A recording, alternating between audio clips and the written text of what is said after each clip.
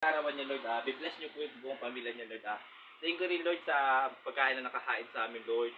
Ganun din po sa pagluto po ng parents ni Felix, Lord, upang may makain po kami lahat dito, Lord. Thank you po, Lord, sa lahat ng sacrifice niyo sa amin, oh God.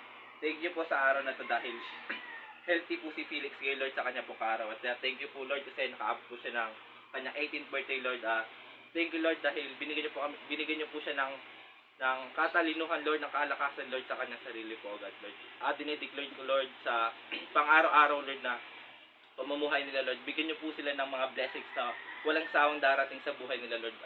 In Jesus' name, Lord, dinideclare ko na kinakansela niyo, Lord, lahat ng mga sakit, Lord, na gawa ng kaaway. Dinideclare ko din, Lord, na ingatan niyo po ang buong pamilya, Lord. Ganun din po sa ng miyembro ng kanyang pamilya, Lord. Bigyan niyo po sila ng kaunawaan, Lord, ng kaligtasan sa pang-araw-araw, oh God.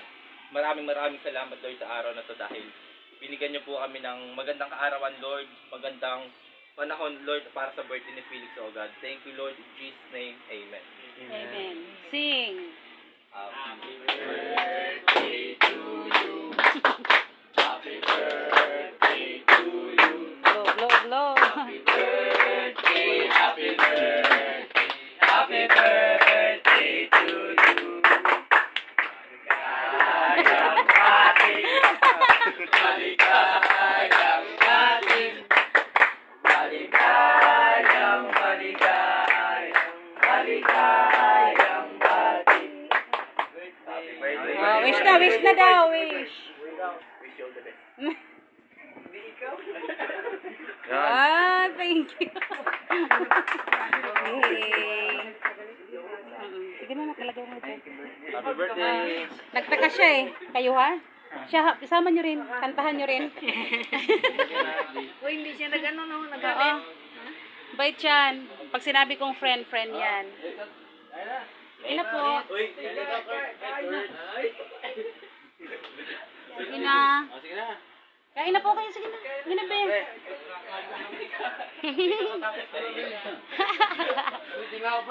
Ikaw na, bigyan mo sila ng pinggan.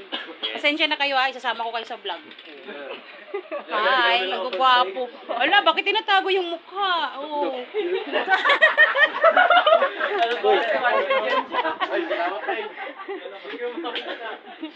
Ganon. Sige na, be, dito na tayo ta. Sige na, palangga. Inom ako yung tubig. Kuha ka ng baso dyan. Huwag na mahiya. Okay lang yan. Huwag. Hayaan nyo yung kalat na yan. Minsan lang yan. Di yan araw-araw.